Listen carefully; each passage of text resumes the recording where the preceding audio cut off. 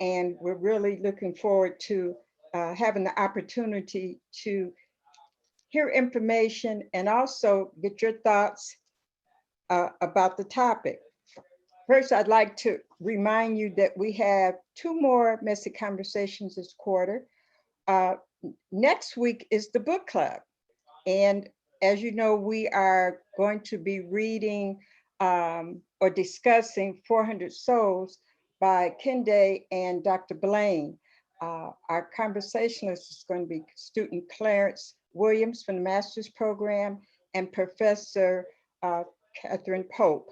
Uh, Please pick up your book. There are a couple of the chapters of these essays. They're just amazing. And so we hope to have a very vibrant conversation. The following week, we're going to have Dr. Patrick Jefferson, who's going to, the topic will be around the anniversary of the murder of George Floyd. When we first began our messy conversations, and obviously it's a national topic now with the end of the trial. So we hope you will join us for some really engaging conversation. So I want to move ahead to the fact we have 3 wonderful conversations. Professor Amiri has been one. He has been involved in messy conversations. He's guest lectured in our undergrad program. And then we have Aliki, who is a student and professor, and Dr. G. Miri's going to lead the conversation, and I just want to, on behalf of our community, thank all 3 of you for joining us. And the topic, as I said, is Pan Africanism. When we move together. So I think it's critically important now if we take a look at history, culture, and engagement. Professor Amiri, please. Thank you, Dr. Parker Gills. Welcome, everyone. Thank you, everyone at Antioch, Jacqueline, for the organization of all this, for allowing me to share some space with you guys. What I would like to do, if it's okay, I'm going to read the bios for Aliki and Dr. Tavengwa Gwekwerere, and then we'll engage in the practice of libations, and then from there, we'll jump into our conversation. So we'll start with Aliki Godi. She's a graduate of the Colin L. Powell Scholar for Civic and Global Learning Leadership at the City College of New York, and a lifelong student of Pan Africanism.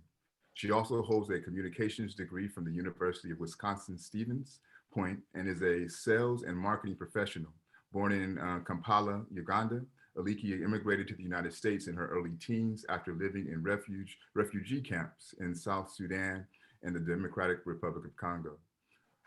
Dr. Tavengwa Gwekwerere is an assistant professor in the Department of Pan African Studies at California State University of Los Angeles and a senior research fellow in the Department of Afrikaner Language at the University of South Africa. He received the PhD in African Literature and Critical Theory at the University of South Africa and an MA and BA at the University of Zimbabwe. Prior to joining California State University of Los Angeles, Dr. Gwekwerere taught in the Department of African Languages and Literatures at the University of Zimbabwe and is an Estoville visiting professor in the Department of African and African American Studies at the University of Oklahoma. He has published in the Journal of Black Studies, Western Journal of Black Studies, African Identities, and South African Journal of African Languages, among other peer-reviewed journals. His research interests revolve around literary and literary critique, critical discourse, Pan-Africanism, Afrocentricity, Afro-triumphalism, Afrofuturism, and African Reconstruction. So those are both Dr. Tavengwa Gwekwerere and Miss Aliki Godi. As we mentioned, I am Amiri Mahnzili, professor of Pan African Studies at Cal State LA, and spend quite a bit of time here at Antioch University doing various things with you all. So if it's okay, we're going to bring the ancestors into space.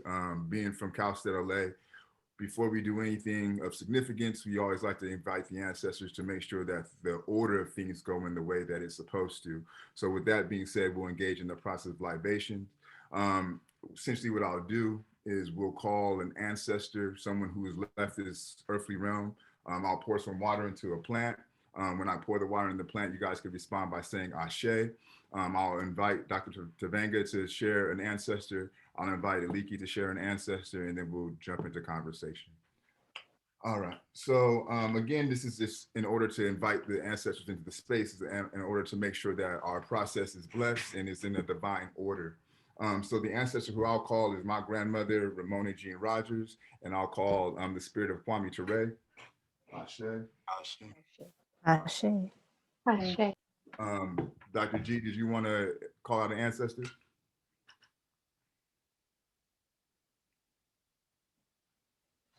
Yes, so I want to call on the spirit of my paternal grandfather, whose name I carry, Sekuru Tavengwa Gwekwerere. Ashe. Ashe. Ashe. Ashe. Ashe. I also want to call on the spirit of my father, who passed 4 years back, Ketambudza Gwekwerere. Ashe. Ashe. Ashe. And Aliki, did you want to call an ancestor? Yes, I would like to call the spirit of my great grandfather, Ali Godi. Ashe. Ashe. And I would also like to call on the spirit of Malcolm X to give us some strength as we go through these difficult times. Ashe. So the title of our talk is Pan Africanism. When we move together. Included in that movement is the ancestors, right? So we mentioned Kwame Ture, we mentioned Malcolm X, we mentioned those who were close to us, and we move with their spiritual energy, we move with their strength, and we move with their force. So what I would like to do in this conversation is understanding that this is not a common theme that you may all be familiar with. So we'll have a historical overview of what Pan-Africanism is from a historical standpoint, and that'll be provided by Dr. Gwekwerere, who I'll call Dr. G. Aliki will give us more of a contemporary understanding of what's going on with Pan-Africanism now.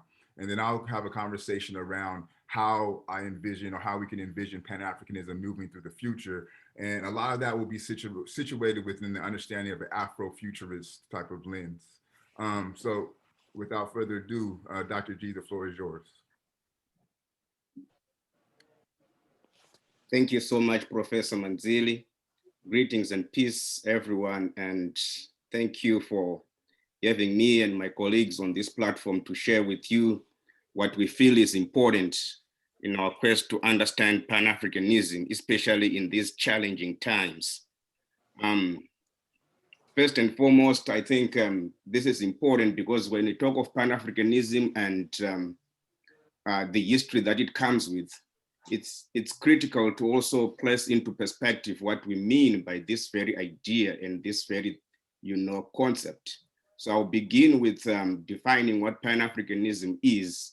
And I think I hope my definition is going to be as exhaustive as possible. But at the same time, if there are any gaps in there, please let's feel free to take care of those gaps and expand our understanding of this idea. So I just want to begin by saying that this is one of the best ideas that Africans ever created, but we want to understand it not just as an idea, but also a movement. And as an idea and a movement, Pan-Africanism is all about the need to bring African people together globally. This could be African people on the African continent. It could be African people in the African diaspora.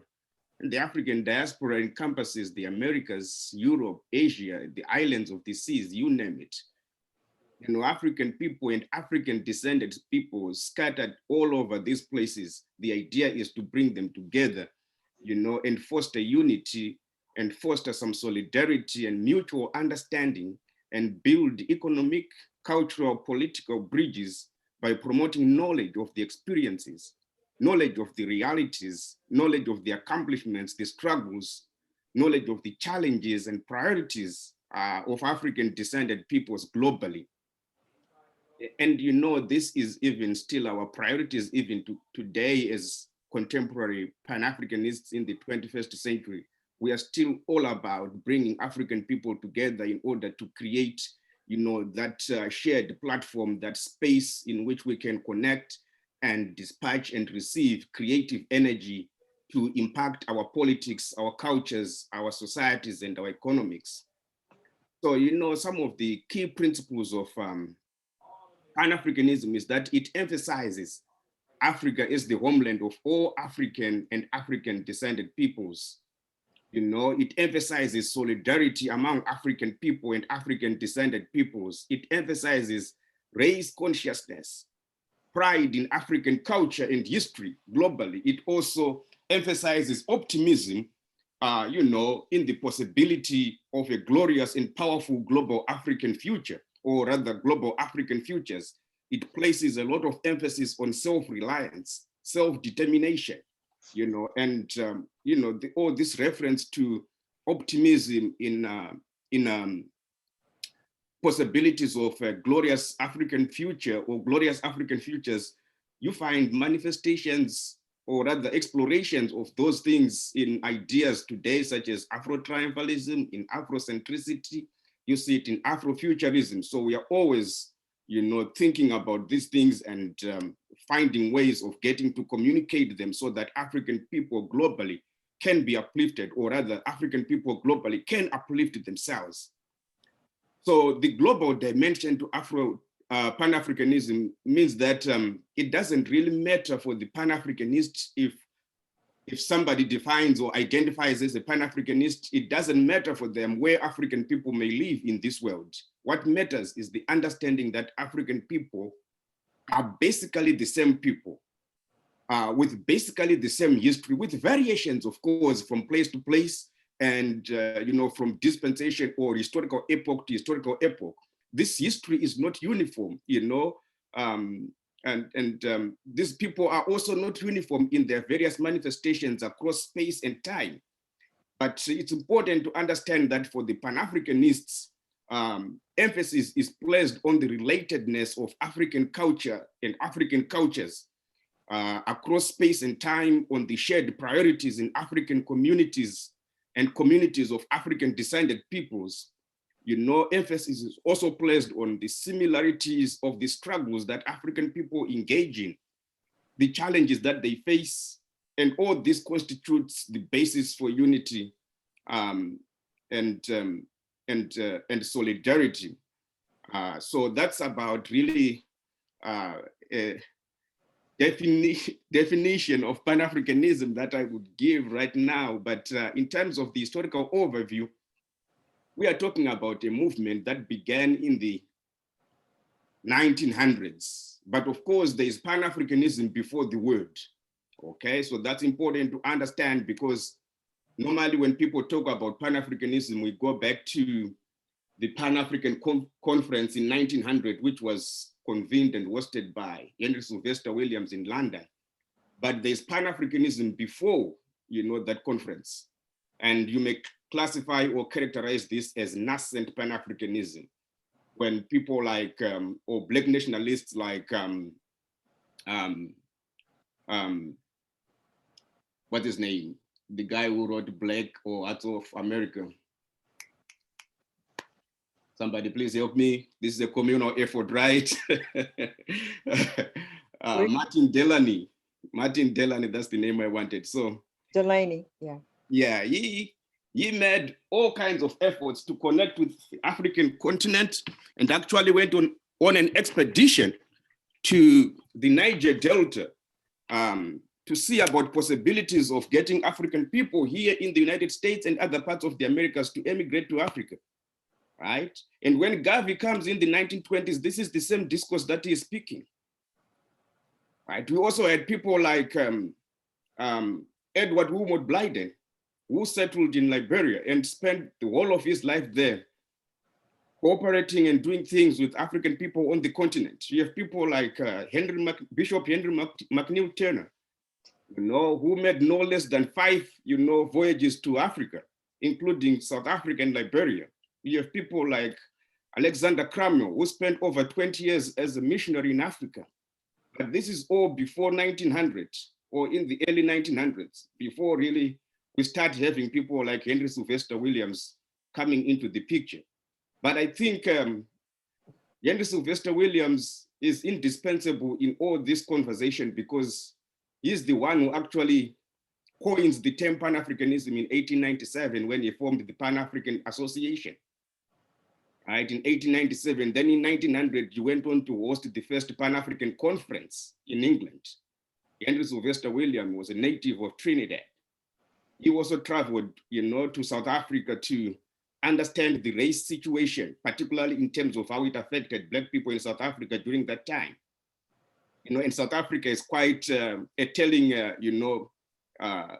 quite a revealing, place to study during this time because 1652, the Dutch are already landed in South Africa. And we are talking here about the early 1900s when Henry Sylvester Williams finally made his voyage to South Africa. The Dutch had been in the place for over 300 years. And racial tensions and racial issues were already unfolding, in South Africa during that time. In 1910, then they formed the Union of South Africa. And as early as the 1850s, I think it's 1856, they already had things like the Masters and Servants Act in South Africa, which heavily and negatively impacted Black people. So you see these Pan-Africanists like Henry Sylvester Williams, not only holding conferences, but also making voyages to Africa to study the race problem and see how African people on the continent can actually cooperate with Africans in the diaspora. So Pan-Africanism is not just, an idea, it is actually a lived and livable philosophy because from what these early, practitioners and theorists of the idea were doing, it's clear that this is an idea that could actually be put in practice, and they did. They did put all these things into practice. They did not just preach about it. So we go back to Henry Sylvester Williams, 1900s, 1897 to begin with. We have that term being coined. We don't have the word Pan-Africanism before 1897, but we have manifestations of the idea of the consciousness that African people need to unite, that African people need to move together, just like what the title of the conversation says. When we move together. And it doesn't matter where these other Africans are globally. As long as we identify as African people, that's all that matters. And this means that it's important for us also to define and understand, what Africa is. Because for us to be talking about Pan-Africanism, the root of all these things, the center of all this concept and what it implies comes from the very concept and very idea of Africa. So it's very critical also to define what Africa means in Pan-African thought and praxis. And I have a quick definition here from Alan Bosick, who is a theologian in South Africa. And he says, quote unquote, Africa is much more than a geographical connotation. Africa is Africa most in a children wheresoever they may dwell in this world. Africa is Africa most in the wisdom of your elders and the courage of your youth, in the strength of your mothers and the dedication of your fathers. Being an African is not simply a question of sharing the land. It is a question of sharing the fate of Africa.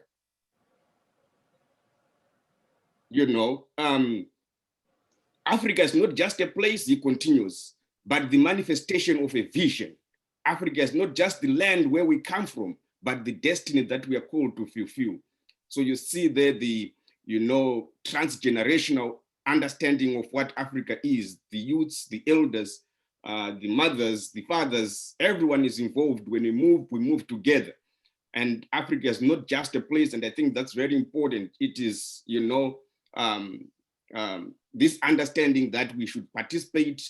If we are African people and we are true to ourselves, we should participate in everything that has to do with the destiny of African people in freedom. Kwame Nkrumah once said that I'm not an African because I was born in Africa. I'm an African because Africa was born in me, right? And elsewhere, he also says that African people are to be, we are the children of the sun. Wherever the sun, goes, you find African people, we are global people.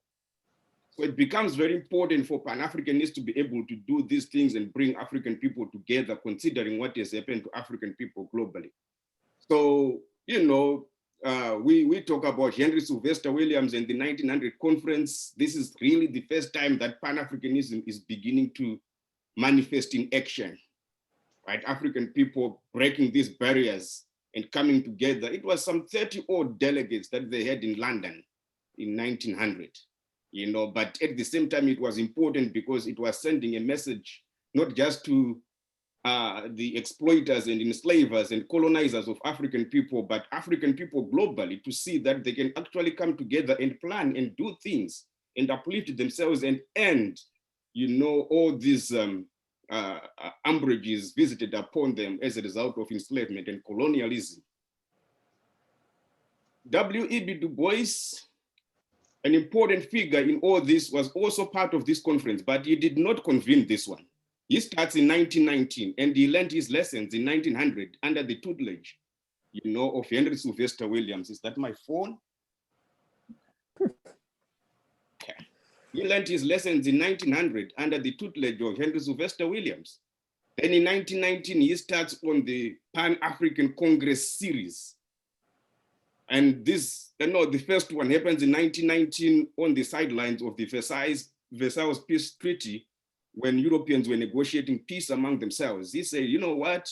It's about time they also got to hear about what Africans think about what they're doing in Africa, what they're doing in the Caribbean and other parts of the African diaspora. So he convened this conference with a view to coming up with a catalog of recommendations to the peace conference that was taking place in France as Europeans were negotiating, you know, the terms of the end of the so-called First World War. Then in 1921, they convened again the Second Pan Afrikan Congress. In 1924, again, you know, the Third Pan Afrikan Congress. In 1927, the Fourth Pan Afrikan Congress. All these were being organized and being convened by W.E.B. Du Bois. 1945, that's the watershed in the, you know, history of Pan Afrikan Congresses. Now in 1945, Du Bois is an elder statesman. He now has his boys, so to speak. I mean, people like Kwame Nkrumah, who later became the founding Prime Minister of Ghana in 1957.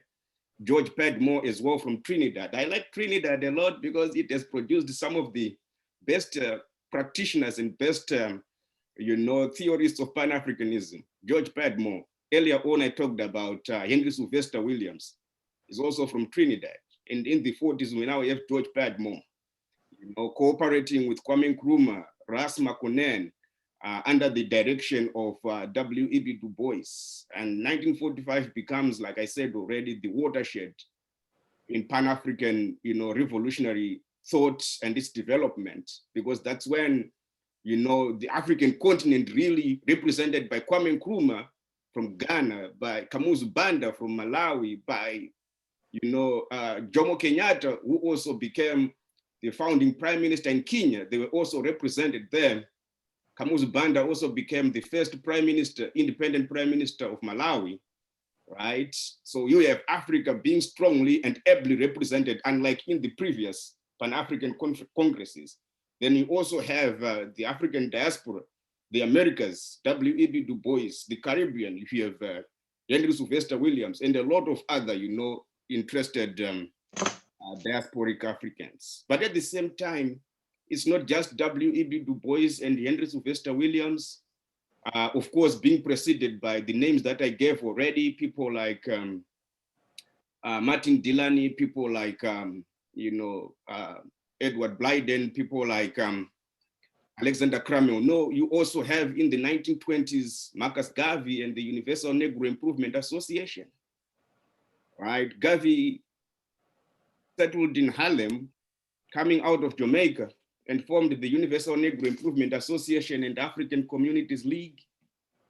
You know, and it is said that he had millions in terms of members, and he was able to get through to the African American community with his rhetoric, with his philosophy, with his ideas and his opinions. He had chapters, the organization had chapters all over. And in one of the years, I think it's 1916 or 1917, Garvey was actually able to travel throughout the United States. In 1 year alone, he traveled through 38 states, right? And before he came to the United States, he had traveled through Central America, he had traveled through South America, he had traveled through the Caribbean.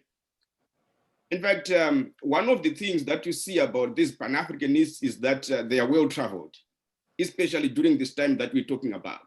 Henry Sylvester Williams was a well-traveled man. Marcus Garvey was a well-traveled man. He traveled through 7 or 8 countries in Europe before he went back to Jamaica and crossed over to America. And when he comes here, like I said already, he traveled through 38 states in 1 year, and meeting people there, African people, and having conversations and learning from them. But he placed emphasis on race pride, on self-determination, on self-reliance, right? He placed a lot of emphasis on the importance of history. For most of these Pan-Africanists, history is very central. You don't talk Pan-Africanism without centering the importance of history, because like, the later Pan-Africanists like John Henry Clark later explained that history is the clock that we use to tell our time of day. It is the compass that we use to locate ourselves on the map of human geography. And Garvey would, explain that people who don't understand their history, they're like just a tree without roots.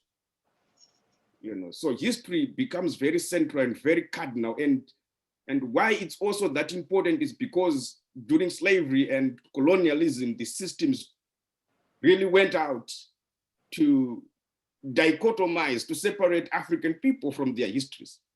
Because it is in history that the people have all the best examples that they want in terms of what they want to do with their lives, politically, socially, culturally, and economically. Unless, your history is steeped in a lot of controversy, that's when you place a lot of emphasis on history not being that important, because it doesn't speak well, to you and maybe what you represent, right? So for Pan-Africanism, the idea is to understand what happened in order to understand the present. And when we understand what happens, the present falls into perspective. Right? The Kenyan author, who is, I think, stationed here in California at UC Irvine, Kenyan novelist Ngugi wa Thiong'o, he also explains that history, represents the past, and the past is our source of inspiration. The present is our arena for perspiration, and the future is our collective aspiration. And this is the triumvirate moves like that in terms of our Pan-African consciousness and Pan-African thought.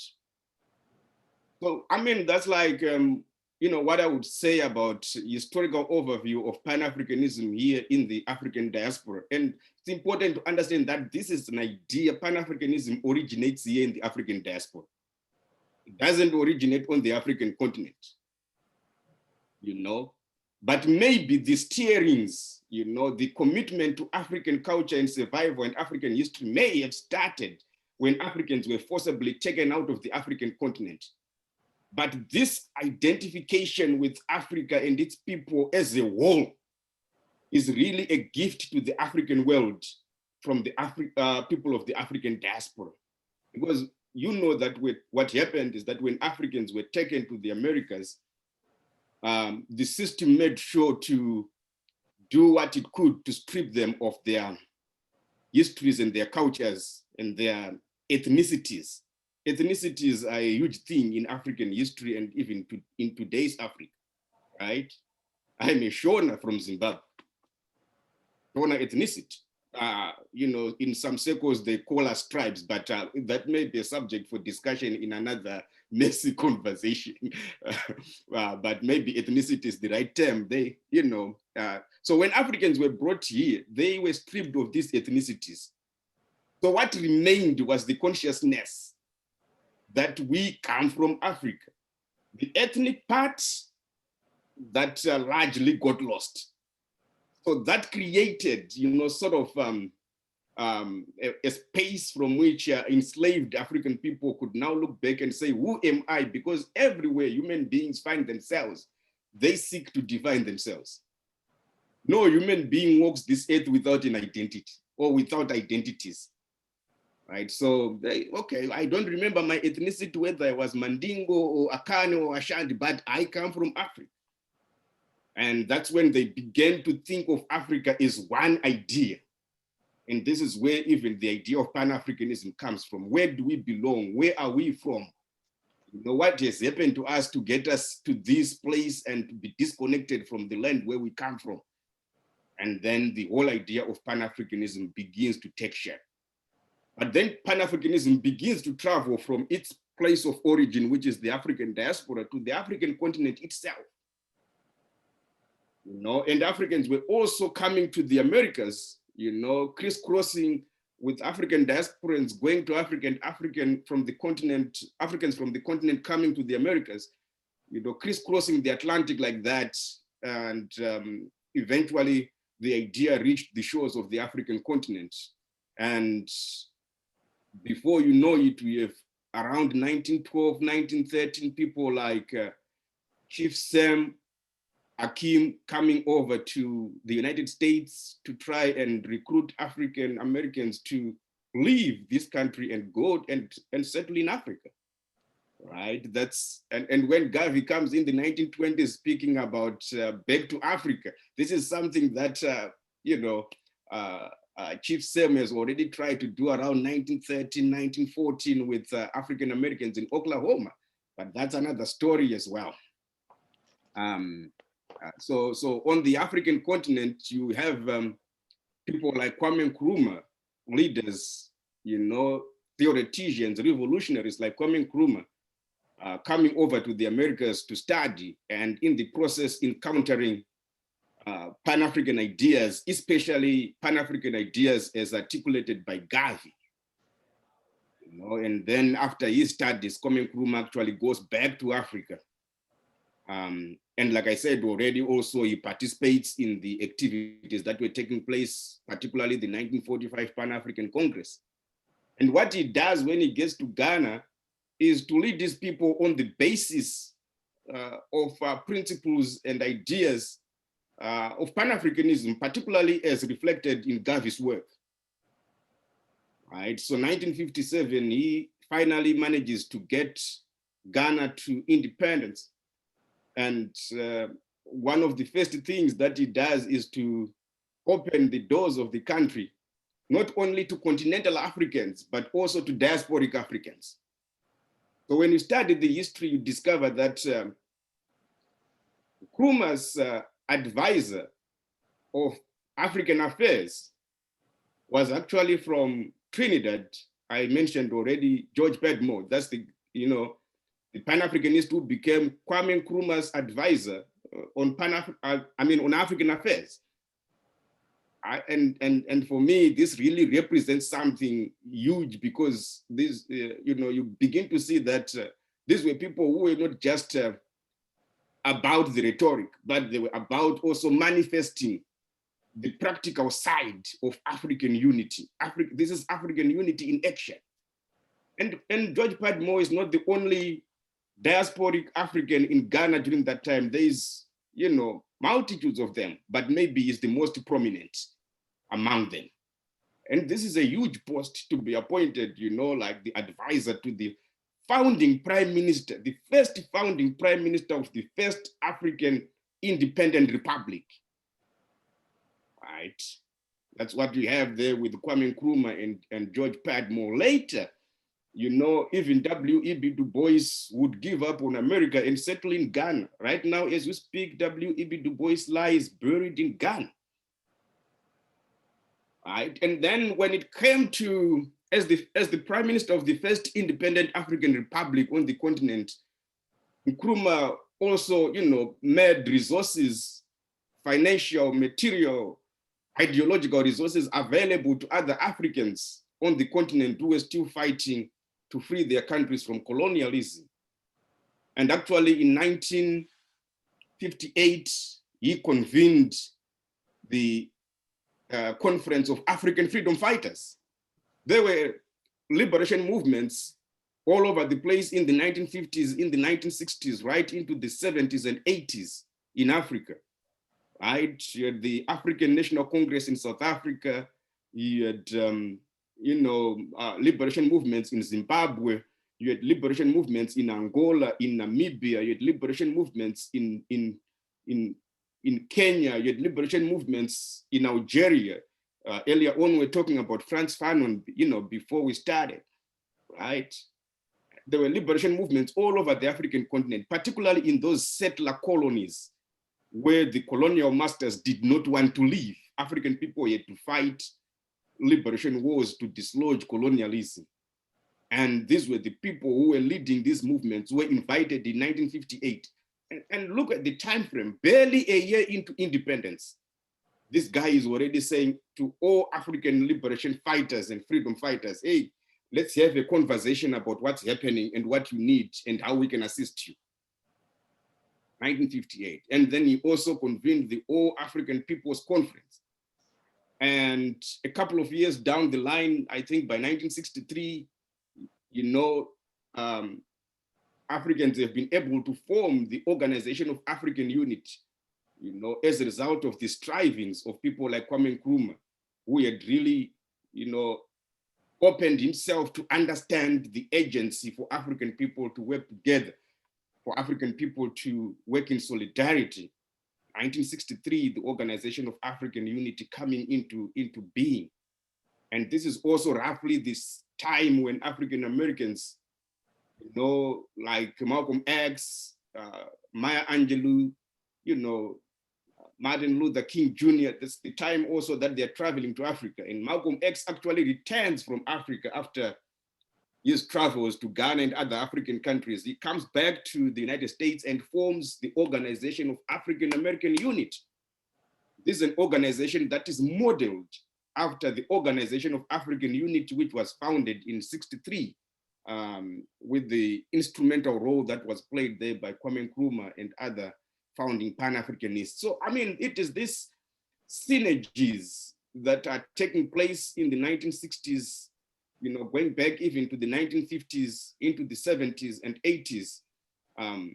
It's all about African people really endeavoring to come together to fight collectively, to fight side by side, and to understand that they belong to one big family, and that the survival of dangers facing one of them faces all of them, right? And so this is really one of the best ideas, like I said earlier on, that African people ever created. And it really has been instrumental in making better the conditions, the situation, of African people globally. We've been able to win our independence in Africa because Pan-Africanism played that critical role and brought us together with other African people fighting for independence elsewhere and getting assistance from, African countries that had already gotten their independence. When you study that history, most of the times it's actually tragic to note that historians seldom, place Pan-Africanism where it should be placed, in its rightful place as, the avatar of those ideas and that consciousness that actually moved African people to fight for freedom. The tendency is basically to argue that Africans were able to fight for freedom because of the possibilities provided by the Cold War in the 1950s and 1960s. Granted, that's fine, but it's problematic for me because it takes away the agency and revolutionary agency of African people. African people did not have to wait, for things to go bad between the East and the West, between Russia and America, for them to see that now we have to fight for our freedom. The very first moment that colonial masters set their foot on the African continent and Africans quickly understood that this does not mean well for us, they took up arms and resisted. But you read the history, and not much is said about how Pan-Africanism contributed to that struggle. So it's very important to understand. It's also like arguing that enslaved African people only began to rebel in the Americas, to fight for their freedom in the Americas because of the French Revolution or the American Civil War. They didn't have to wait to get news about a colony trying to, sequester itself from the colonial master in order for them to take up arms and resist. They did not have to do that, or to be exposed to some class conflict happening in France. These things could have provided the language, like equality, and things like that. But the understanding, the realization that African people have to struggle and redeem themselves is a purely African realization. And thanks to Pan Africanism, some of these things begin to fall into place as they should have fallen into place. So in saying all this, I'm not trying to separate Pan-Africanism from everything else that is happening or that happened during particular historical moments. I'm saying that credit should be given where it is due. And as an Afrocentric scholar, my number one priority as a Pan-African scholar and an Afrocentric scholar, my number one priority is to say, what are African people doing about themselves and their situations wheresoever they find themselves, right? And it's all really about responsibility, and Pan-Africanism takes us into that space where we begin to understand how, African people have been able to assume responsibility over matters affecting their existence, their freedom, and their human dignity. Wow. That's amazing. That's amazing. It's so much information. Oh my gosh, it's just like I'm trying to take notes and I can't even keep up with how much you're going through and the years and the people. But I also know that one of the questions that we were looking at, or people that are asking in the chat, is how this information, how this reference affects what's happening today. How is it affecting us politically? How is it affecting us as African Americans in the United States in this current movement that we're in? Yeah. And I know that Aliki and Amiri are also feet on the ground.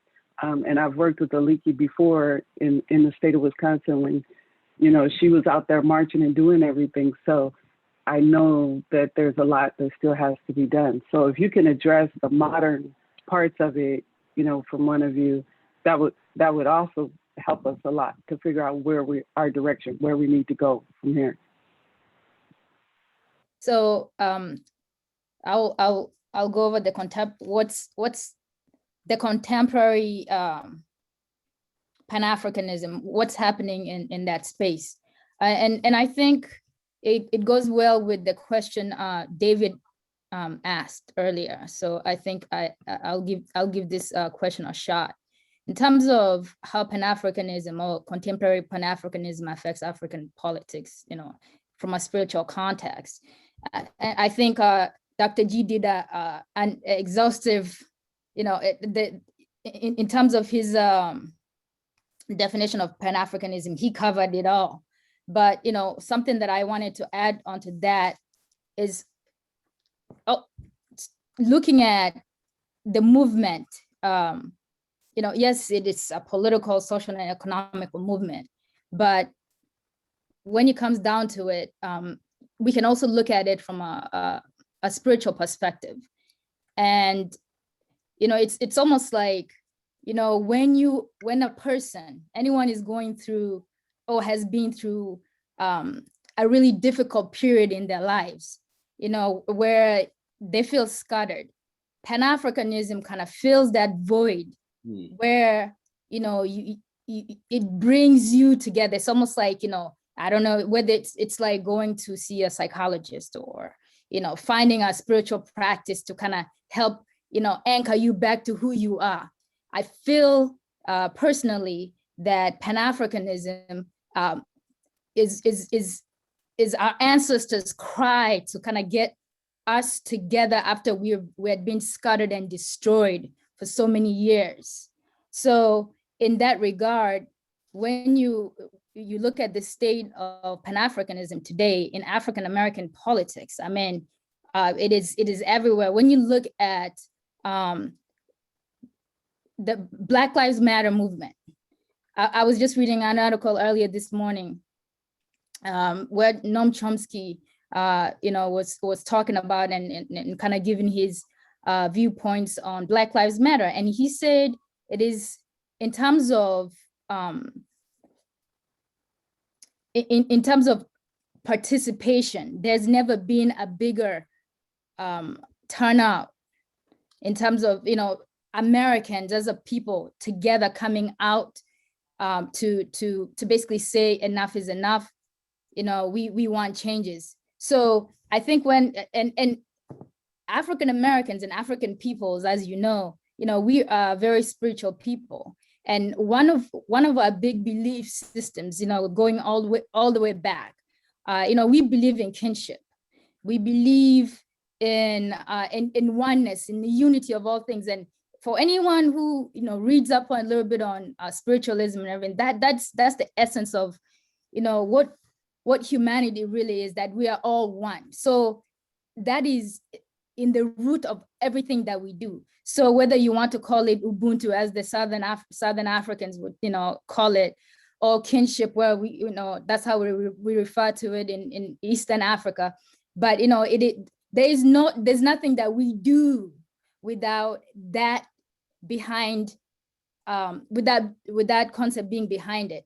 So, you know, today, you know, we look at Black Lives Matter, and, you know, you may not see a person who is not thinking about Pan-Africanism, or who doesn't live Pan-Africanism on a daily basis. I really think, for me, my identity is I'm a Pan-Africanist. And I did not identify that way before I came to the US. I did not even know what Pan-Africanism was, because I came here as a teenager, my early teens, 13 years old. I hadn't gotten to that stage in Uganda where we discussed even slavery and Pan-Africanism and all those things. So when I came here to the States, you know, I just assumed everyone, like the Black people I saw were just, you know, like immigrants like myself. They just came here before I did. So it was interesting, but I have come to, I never looked at myself. In Africa, we don't identify as Africans. You know, we identify, you know, according to our tribe, you know, or our regions. So coming here and finding out that, oh my goodness, there's this whole new aspect of who I am. And, you know, they said, you know, I'm an African and I'm a Black person. So that was a completely new concept for me as well.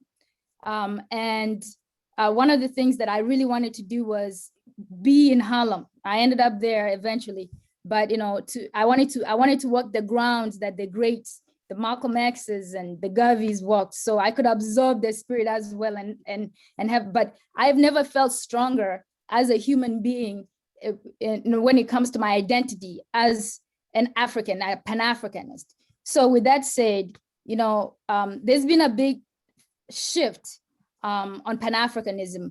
As Professor G said, when he first started, you know, in the Americas, it was mostly about, you know, racial identity and trying to link back to, you know, wholeness, the motherland and all of that. And over time, you know, when it came to the African continent, it was all about, you know, political unity and liberation from, you know, the imperialists and, you know, and the colonizers, basically. And now where we are, it has kind of shifted its focus towards economic development, more so than anything else, because, you know, we have gotten, quote unquote, our independence, but, you know, the neocolonialism, you know, is what we're dealing with now. It's there under the guise of globalization. So we are still being exploited, although, you know, we, as Africans, you know, we are politically independent. I think we're actually worse off now than we were in the early 60s, because now the people that we are dealing with are our own heads of states, you know, who are now in cahoots, you know, with the imperialists. So the enemy no longer looks like an other, and he or she is not coming from outside. It is our own people. Like, you know, the country I was born in, Uganda, we have, since I was born, I have only known one president, right? So we're supposed to be a democracy. That does not, it only exists in our dreams, right? So in Zimbabwe, we had Robert Mugabe, who is someone who we revered as a Pan-Africanist. He did a lot of great things, but he overstayed, and a lot of bad things ended up happening to the people he fought for and liberated.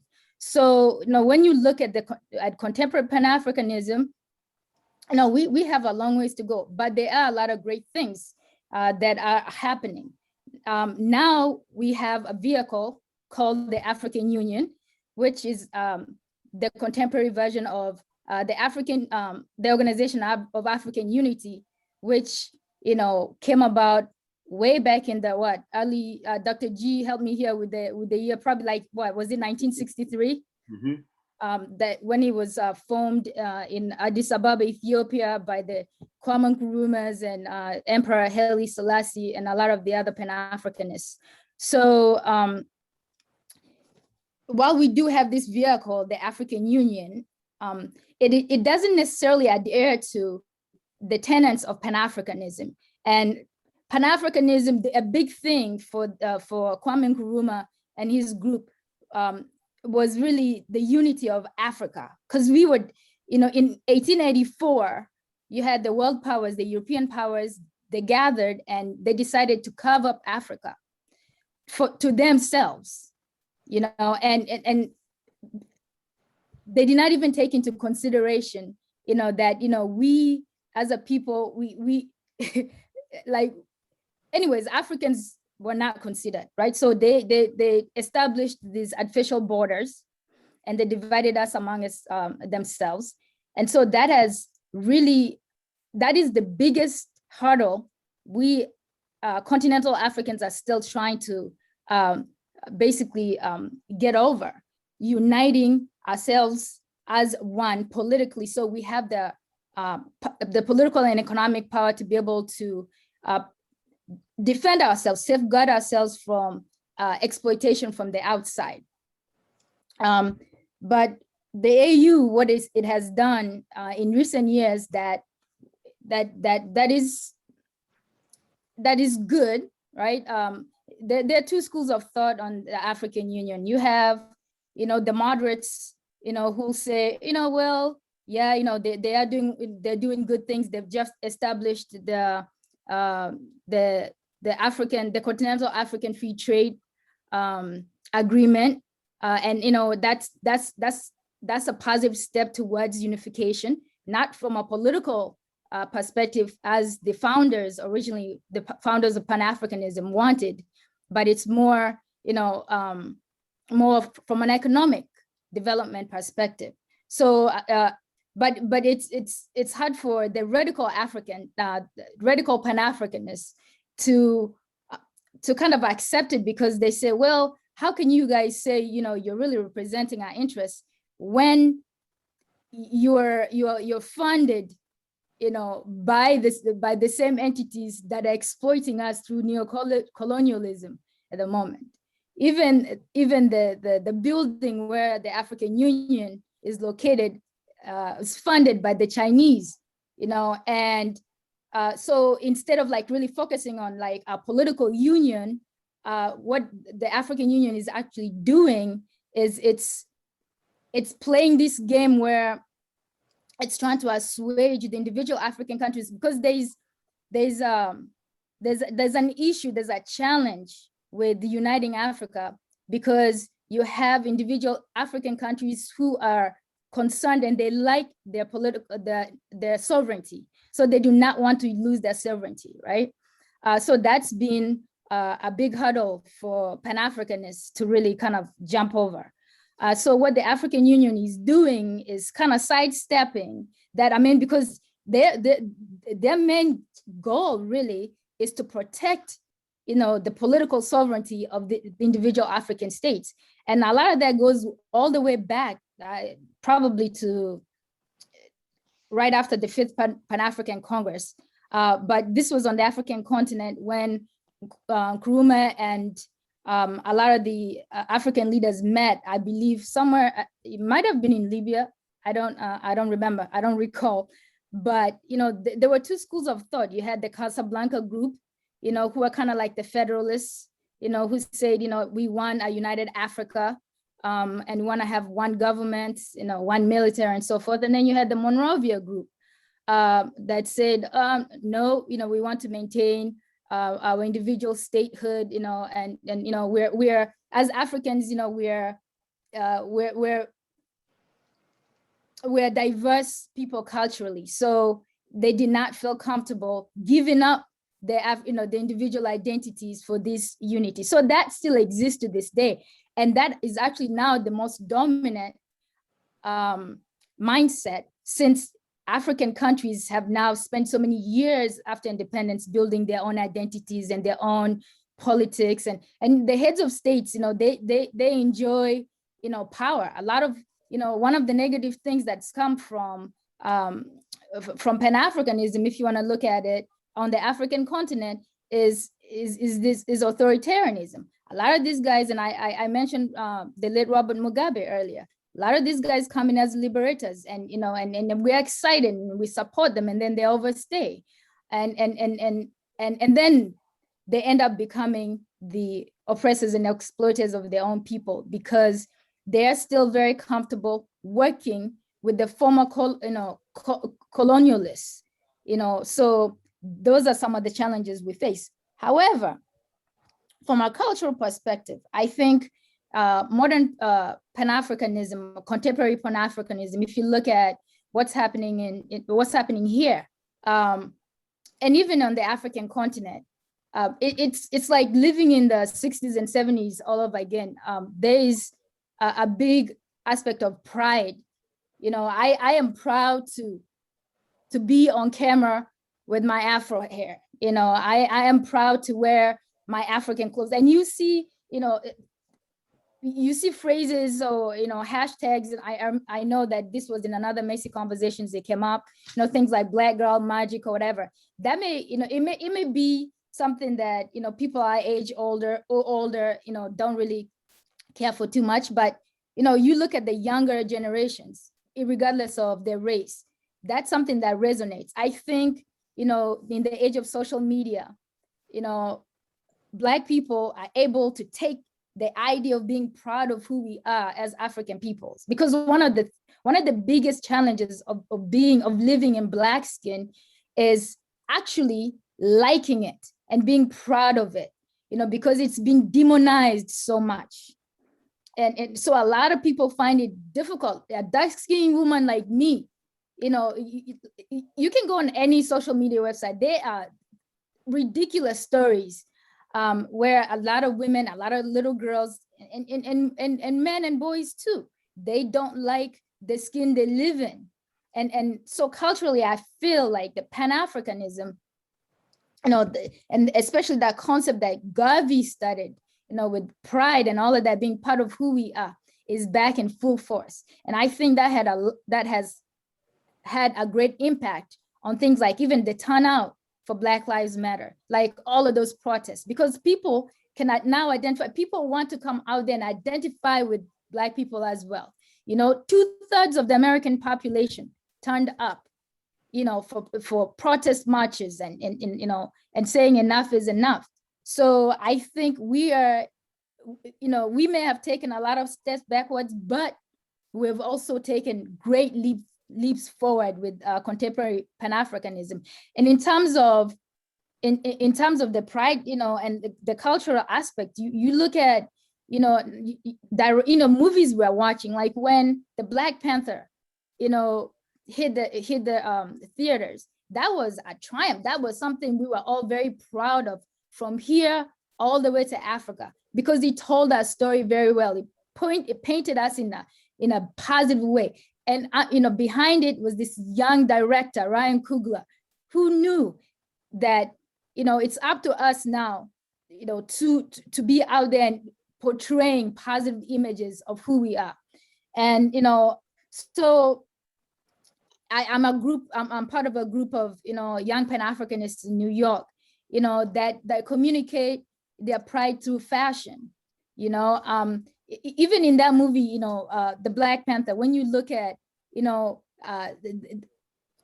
the costumes that were designed, everything was so immaculate, it was so beautiful. I could not have been prouder as an African woman, you know, to be alive and to be enjoying that. So I think that, you know, that's also led to this Back to Africa movement. It's big right now.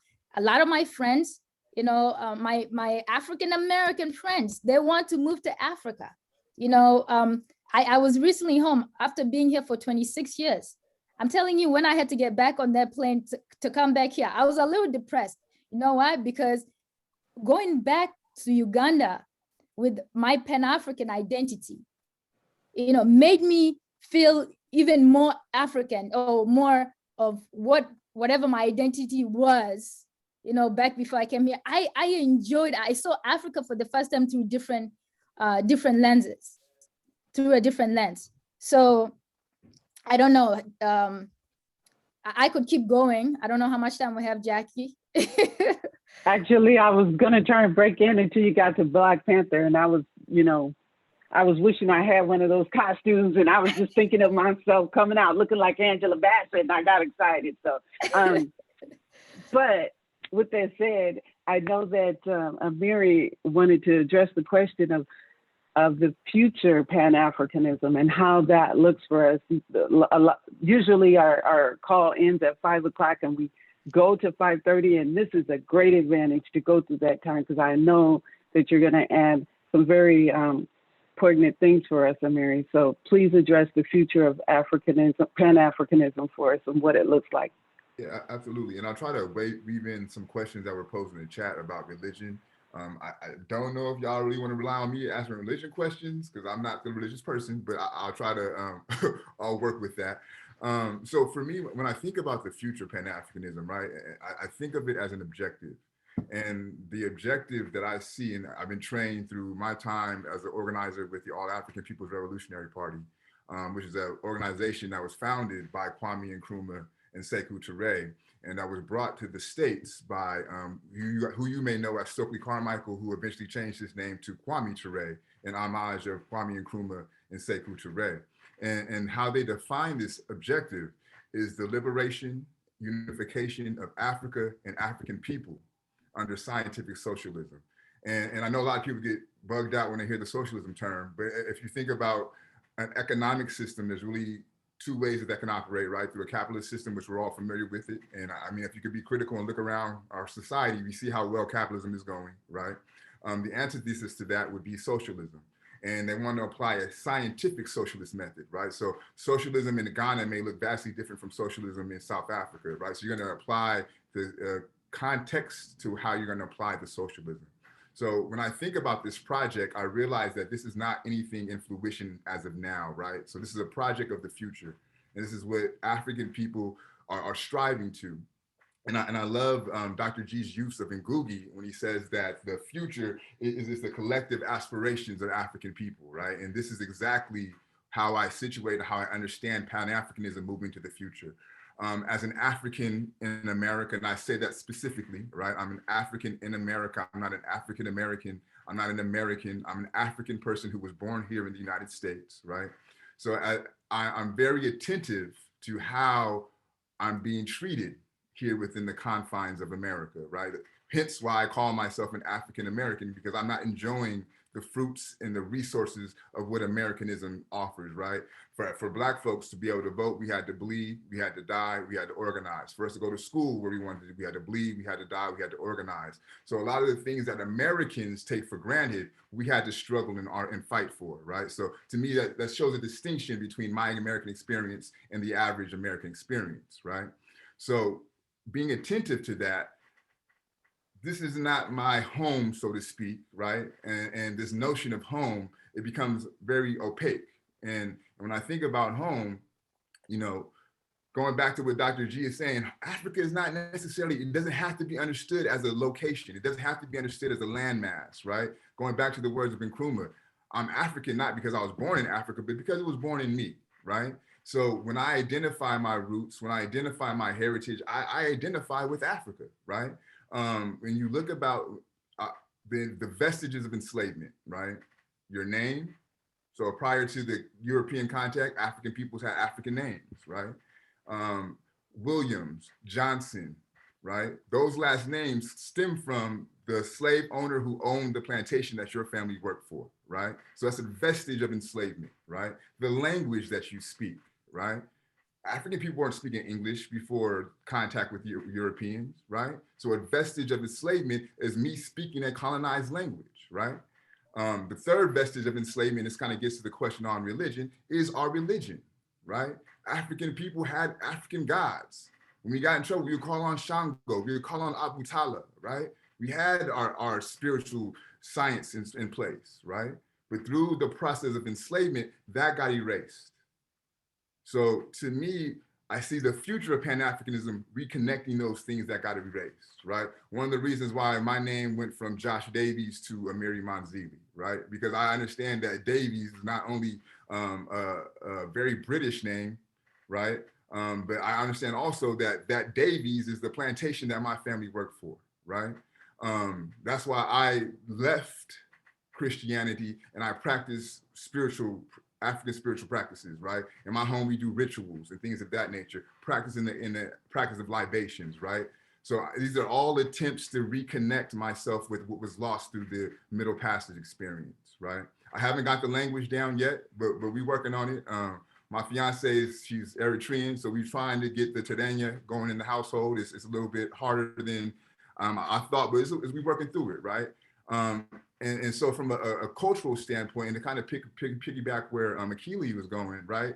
You see this cultural shift that's taking place globally, right? Especially if we were to take our focus and place it within the United States, two of the biggest pop figures in this country, right? Arguably Jay-Z and Beyonce. I don't know if you're being attentive to the evolution that took place, but if you hear what Beyonce's talking about, is vastly different from all my single ladies, right? There's a whole different flow and a whole different vibe that Beyonce's on, right? She's talking about orishas, right? She's talking about burning crystals in a full moon, right? She's talking about Yemenya, right? These are African concepts. Jay-Z, right? He went from clean cut hoe, right? To now he's this Sean Carter character with the locks, right? And he's talking about how his family is doing rituals, right? I told my wife the spiritual shit really works, right? So there's a shift that's taking place culturally where people throughout the globe from the African diaspora are tapping back into their Africanity, right? We got a beautiful example of this with the Black Panther Project, right? So to me, this thrust is not only something that's innate, it's stemming from something that's deep down within us, but the forces of oppression are advancing this struggle tremendously, right? The whole notion that the Black Lives Matter is important lets us know that we're not really wanted here still, right? And since I'll say on paper, 1619, I'm just saying on paper because we know that experience goes way beyond 1619, right? But since the time that we placed our foot on these shores through a colonial or through an exploitative experience, there's been a tension at play, right? A tension that has not been resolved, right? So that lets us know we can start looking elsewhere, right? And I think within that, Africa becomes a viable place to look. I believe 2 years ago in Ghana was the year of the return, right? So they're inviting all the people throughout the diaspora to return back to Ghana and get at least dual citizenship, right? So this is a consciousness that's shifting, right? So from a cultural standpoint, from a spiritual standpoint, and even I would say from a political standpoint, there's a shift that's taking place in the way that African people identify, right? This whole notion of being woke, right? Even though it's starting to get a neo-colonial capture, but this is a shift in consciousness, right? African people are waking up to their Africanity, right? So for me, this is where the future is going. And then if you're to look at technology and the way that technology is shrinking the globe, right? Along with the forces of globalization, but it's nothing for me to get on Zoom and be on a conference call with somebody from Zimbabwe, right? I run a book club, and one of our book club meetings, I had a brother from Zimbabwe, right? So you're able to make these connections across the globe seamlessly with the advent of technology, right? So instead of having to publish, Marcus Garvey's paper to get the word out across the Atlantic, right? You could send a tweet, you know what I'm saying? You could hop on Zoom, right? You got WhatsApp, so you could just connect with your brothers and sisters from across the continent, right? So these are the things that are really shaping our future and really shaping the way that we identify, right? And again, as the states and the governments and the oppressors, right, as they continue to do what they do, is putting African people in particular in a space to where we have to look for different avenues, right? And to me, Africa is beautiful, yo. Like, just from a aesthetic standpoint, go on Google and look at some of them beaches in Ghana. Look at Seychelles, look at Senegal, right? So even the notion of what Africa is and how we've been trained to view Africa in this negative light is starting to shift, right? Because of the internet, now we have more access. There's actually people on YouTube, Africans from America, who are repatriating back to Africa, and they document their whole experiences, right? So I could literally go and see what some of the shortcomings are in trying to make that transition, right? I could see where things work well. I could see where there's communities of people who repatriated from Americas or elsewhere back to Africa, right? So it's a shift that's taking place. It's a shift that makes me very excited. I think that it's a necessary shift, right? And I think also it's an inevitable shift. It's something that was bound to happen.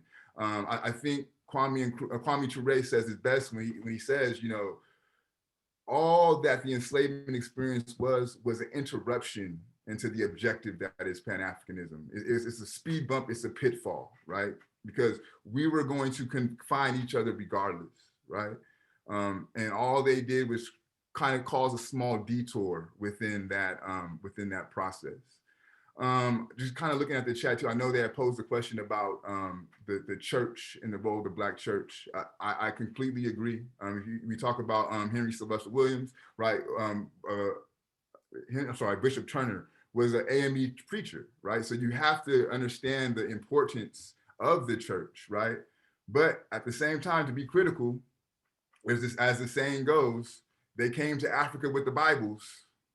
When they left, we had the Bibles and they had Africa, right? So I can't reconcile that contradiction either, right? So that's the brief thing I would say about religion. Again, I'm really not the go-to on the religious conversation, but that's my understanding, just looking at it critically, right? Like, you can't deny the roles of missionaries in Africa and what they did to take the first African mineral resource there was the people, right? You can't deny the missionaries' role in that. But at the same time, you can't deny the power of the Black church to sustain us through these atrocities. You can't deny Africans people to infuse African spirituality within the Black church. What do y'all call the Holy Ghost when y'all catch that in church, right? That's African spirituality taking place, speaking in tongues, right? That's African spirituality taking place right within the Black church. And we may not understand that because of the way that Christianity has painted those things out to be demonic, but we do them anyway without even knowing it, right? So, and to me, I'll end with this. From a scholar, from an academic, right, from an intellectual practice, what Pan-Africanism allows me to do is focus on the connections, right? A lot of scholars spend time trying to work on divisive ways of approaching African people. But for me as a scholar, what I place my focus on and what I'm attentive to is the connections. So when I do my research, when I do my work, I'm looking, how can we highlight and focus on the relations and the Glissantonian notion of African people, right? Because there's several. And I would argue that there's more connections than there are separate and divisive characteristics, right? So I'll end with that. I see Clarence has his hands up. It looks like the chat is kind of booming. So I think it would be a good time to open it up to conversation. Before we open it up, I know several of our audience had to leave at 5, and I see they hung in there. So I appreciate it for those that could stay. So we're looking forward to the next 15, 20 minutes to continue our dialogue, all this great information. So you want to take Clarence's, Yeah. please. Hey, I'm so sorry. I thank you, first of all, for getting into how Pan-Africanism is reflected in the African Union. I was very interested in that, and you did touch on it a bit. And maybe if we ever get to do a part 2, we'll get to explore that further. But what I wanted to ask is that currently we have HR 40 in our Congress, which centers around the steps towards reparations. And there is a larger conversation that invites the necessity of the Pan-Africanism and the globalism of Africa being in the conversation around slavery as it relates to reparations. So I would just like to hear you, share with us a little bit on your feelings around the diaspora and the African elements as it relates to reparations, in the face of. Yeah, I'll try to address it. I'm gonna work through it from a different angle if you don't mind. So with you saying that, the first thing that popped into my head, I don't know how many people are familiar with the ADOS movement, right? The American Descendants of Slaves, and with their premises is that we do reserve reparations, which I don't disagree with, right? But the angle for them is only Black folks, right? Only African people within America are the ones who are deserving of reparations, right? And we're operating on the premise that this is a distinct experience that only happened to us, right? Call that what it is, that's bullshit, right? Because obviously, where did we come from, right? The first act was stealing us from Africa to bring us here to work the land, right? So not only are we prisoners of war, but that's a crime that happened against the African continent as well. You took their people, right? So you cannot talk about reparations without talking about Africa, right? This also goes back to this conversation about like the artifacts being returned back to Africa, right? It's all within the same conversation to me, I do think that America needs to pay up, right? That would be just. But I'm not going to hop on board to get a payout under the auspice of leaving my Africanness behind. To me, that doesn't make sense. That's not a wise move, right?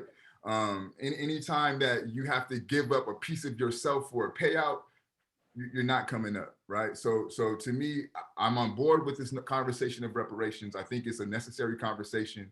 I think our pressure should be applied to get what we deserve. But I don't believe it should be done on the premise of we're just Americans and we're only going to get this because we're Americans, and we're not going to include the African people throughout the globe, right, who are also experiencing these things through various aspects of colonialism, neo-colonialism, globalization, and capitalism, etc. Right. So to me, you can't have a separate conversation. If somebody else wants to address the question, I can leave it up to you all also. Yeah, can I just chime in quickly on the issue of reparations?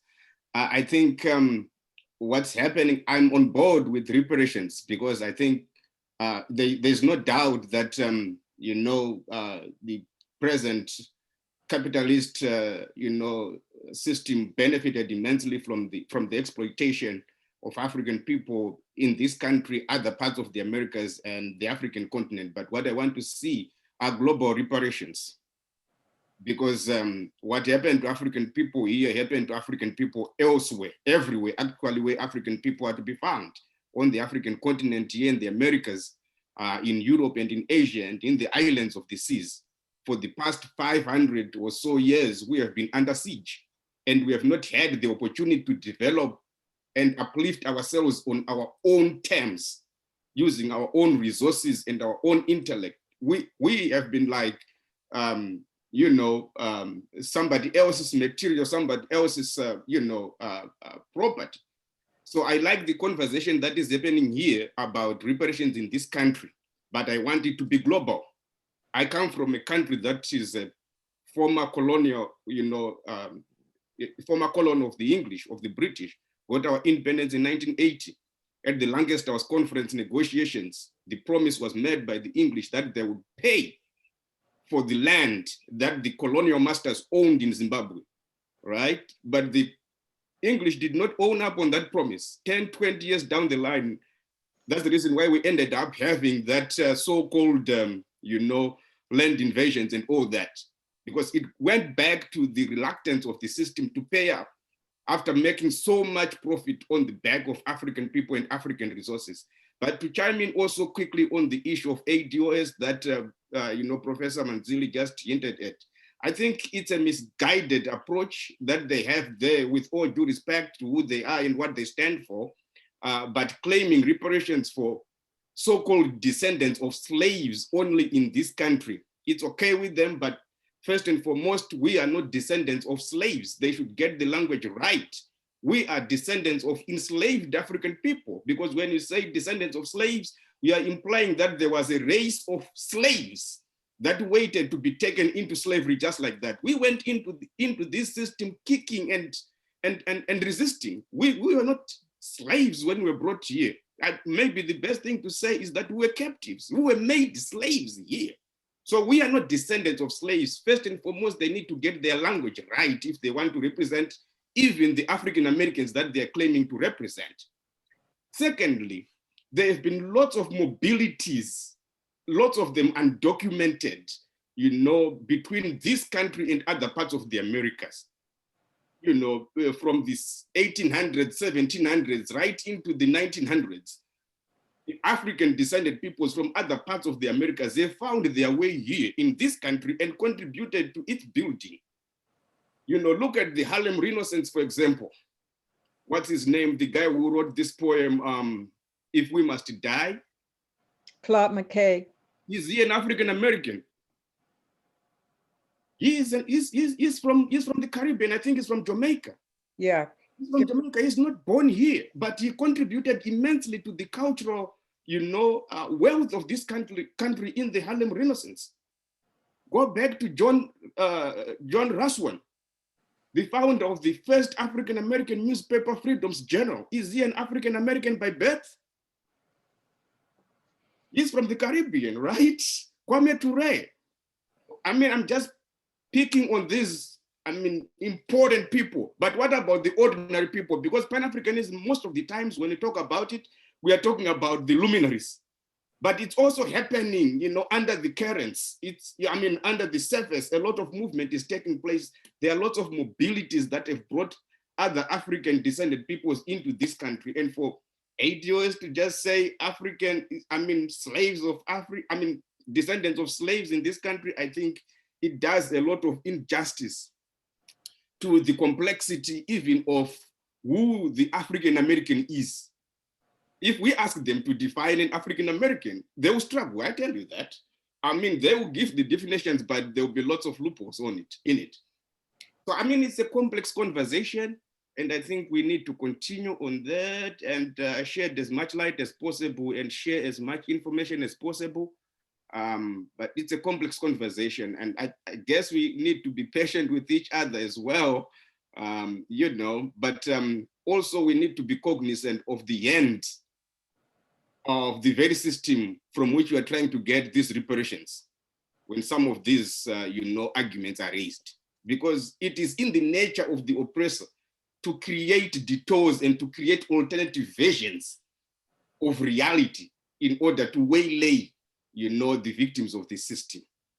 So I think we need to be critical as much as possible. During colonialism, as we were fighting for independence in Africa, the colonial masters would raise strawman African political organizations and prop them up as the ideal ones, as the real ones, in order to sideline the authentic freedom movements that were, leading the charge for African independence. And they would go into negotiations with those, invented opponents of colonialism, because, they understood that if they had it in place, then they would get what they want. So history becomes very important. So that's my contribution on that one. Absolutely. If I can chime in this, I wanted to kind of, I think this, the cognitive, what I'm going to say, call it cognitive dissonance comes in. I think this goes back to something we touched on maybe a week or two ago about there being some degree of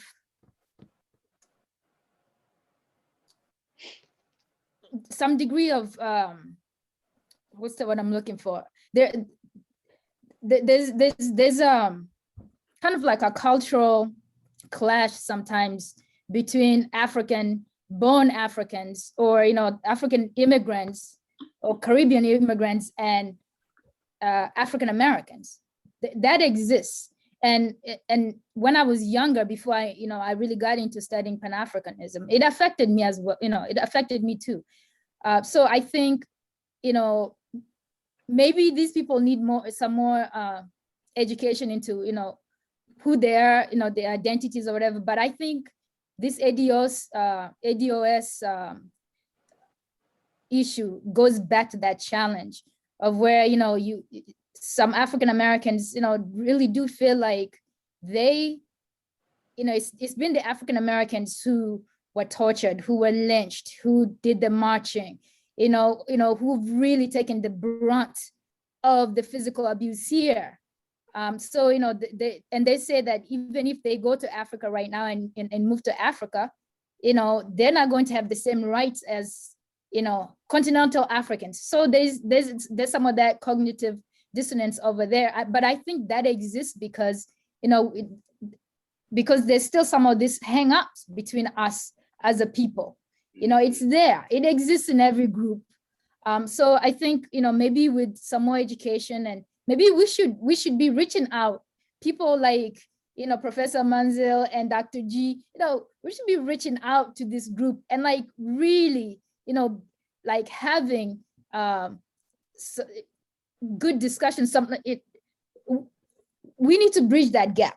We need to bridge that gap. Even within my group here on the East Coast, it pops up all the time. Because even African-born Africans, sometimes feel like, well, African Americans are not, they're not really authentic Africans because, they were not born on the continent. So these things exist. And maybe this gives us an opportunity as a people, to have a deeper conversation on that, It's a messy conversation. It is a massive conversation. It's beyond a messy conversation. Because I have been approached, by my African American brothers and sisters and said, well, you Africans sold us off. What are you doing here? There's some of that, and we cannot. And it's a family feud, so it will take time, and it might always be there. But I think it's an opportunity for us to have a deeper conversation and maybe to heal some of those wounds. Well, I know we got to wrap up, but I think just to touch on that real quick, like sure. It all stems back to education, right? Because we have been taught that they sold us off. We have been taught that they don't want us. We have been taught that we're not African, just as that continental Africans have been taught that Africans in America are lazy. African American, or they don't want, you know what I mean? So it's really about a retraining and a decolonizing of our minds. And, and again, the beauty of Pan-Africanism is to focus on the connections and not the divisiveness. And divide and conquer, right? Yep, that's the beauty of what we're dealing with. Yes. Well, this has been amazing. This has been informative, engaging. I thank all three of our conversationalists. We're right at that time that we do have to close. I hope we got to most of the questions, at least had an opportunity to address most of them. Did we? Yeah. Okay, well. I think we did. Yes, we did. We did. So thank you. I want to take this opportunity again to thank you. I see so many stayed after 5 that normally have to leave. So it was engrossing and informative. And I'll leave with that thought, that issue of divide and conquer, which we are attempting to dismantle through education and through engagement. Because enslaved people, there's always been that target to make sure there's confusion, to make sure there's division, to make sure there's miseducation. And Africa as our center, which started off this conversation. So thank you so much, everyone. And perhaps we will have a part 2. Maybe I we, think we need a part 2.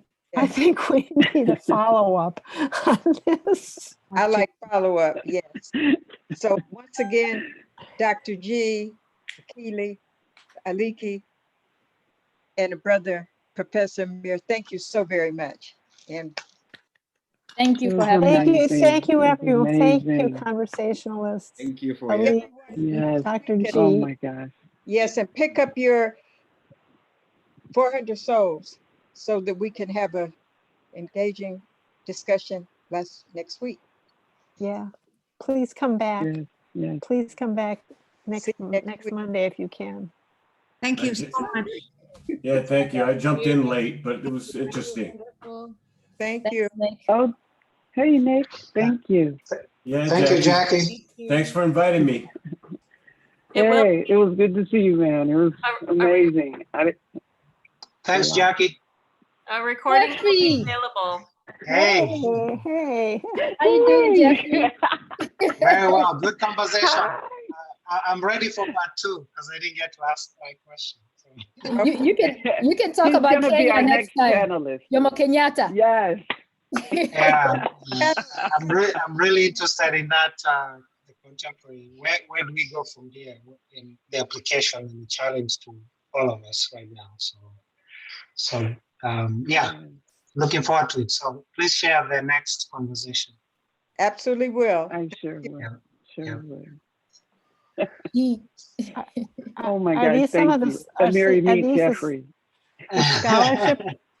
Are you the scholarship recipients from Stevens Point? Yes. Oh, cool. Welcome to the messy conversations. We are glad to have you Oh here. yeah. Messy is good. Messy is good. We just roll in the mud. It's already done. Yeah. We can have part 2 next week. Y'all want to do part 2 next week? No. Now, Well, Dr. G would have to give me some references to put in the chat. He was killing me. Oh, Dr. G is like a walking encyclopedia. Right. Yeah. I'll tell a real quick we'll have story a about that. follow-up. Real quick story about Dr. G, right? So he was coming to do his interview at Cal State LA to be hired, and I had to sit in on the interview. And he goes up and does his lecture, and he has like a whiteboard, right? And this cat is writing like passages from books on the whiteboard verbatim from memory, and he'll drop like the page number from the book. I was like, yo, this cat. Oh my God. Like this for my life, you know? Right. So when I had the fortunate enough to be in one of his classes on Pan Afrikanism. So when the topic came up, I was like, yo, it wouldn't be right if we wouldn't have this cat on the call. And he did exactly what I knew he would do. Gave us a very robust overview of the history of Pan Afrikanism. Absolutely. Yeah.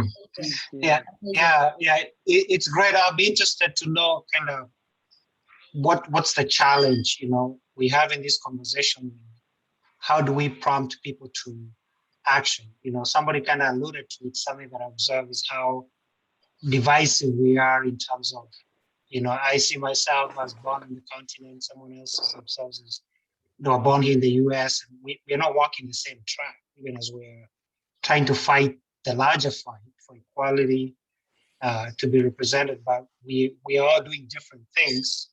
And sometimes those movements also get hijacked. Somebody talked about that, where the powers that be will choose which quote unquote fake entity to engage with. And then the real movement is on the street.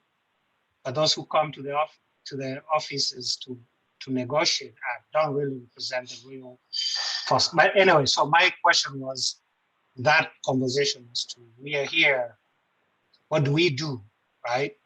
I was born in the continent, you are here, a lot of people are trying to reconnect. On the other hand, you have to remember, we have folks back home who've never left the continent, and what your connection to being an African, they are moving away from it. Them is being westernized, is being more educated. So they're moving farther and farther away, because that's the mark of success, being educated, being westernized. So they look down on the people in the village, or people who embrace this traditional practice. So we have to look at that whole thing. You know, we're not all working in the same direction. How do we get us kind of on the same area? But anyway, that's for another day. But that's kind of my question. Well, Jeffrey. I should have. Oh, sorry. Yeah. No, So no, anyway, no. I should have typed that in. Jeffrey, you and Professor Mahnzili, I think, are doing actually a fantastic job of integrating the divide. You know, you're with, you know, an American-born African, your wife.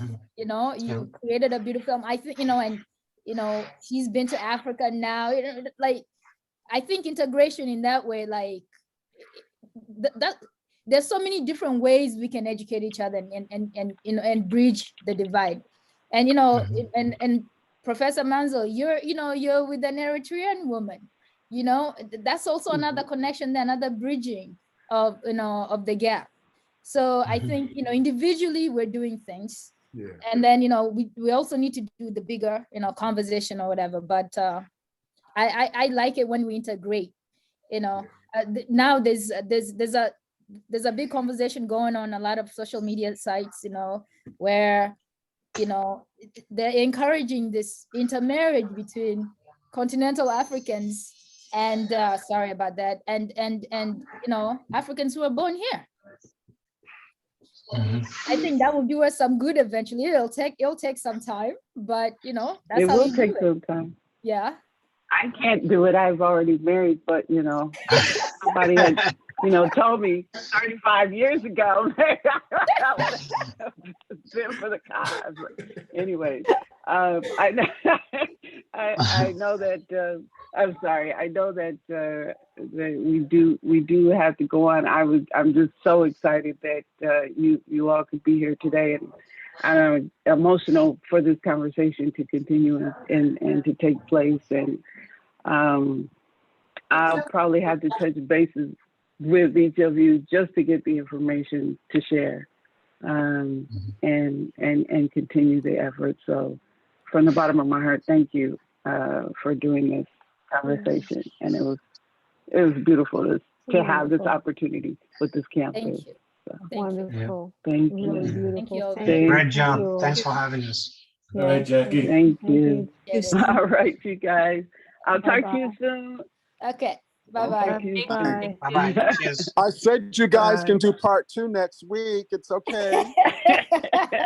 Next week is too early, sir. Right. I think it's been a lot of work getting ready for this. But personally, I'm up for part 2, but next week may be too early for me. Too early. We're moving into finals week, and then after that, we do the grading and posting of the grades. Me and Professor Mahnzili, and I know Sisa Kili has a lot going on at your job as well. So next week may be too early, but I'm not saying no. I really want to be back here. I felt the love and the reception was just great and encouraging, and this platform is great. First time Professor Mahnzili talked to me about this, I was just like, but then he hit me back in April. He didn't remind me of the conversation in January. I only was able to connect after I had said no. So I said, okay, I'm in it already. I don't back down on my word, so I'm going for it. But I have no regrets that I made it here, and I'm grateful to Professor Mahnzili for bringing me here, and also to all of you for this platform. Yeah, it's we're going to be in communication, and we definitely going to have some follow-up, and we just thank you, both of you, all three of you, for your time. Thank you. Thank you. And you don't get off easy, Nick. We're going to get you too, so don't go too far. Bring the Puerto Rico side here. That's and right. next week, because we have a you know, I have some things to add on. Yeah, I have some history too. I'm big into my history as Puerto Rican. So, and a lot of it has to do with Africa. So we're good. Awesome. Bye, guys. All righty. Bye. Bye. You guys. So much. Bye-bye. Bye. Please.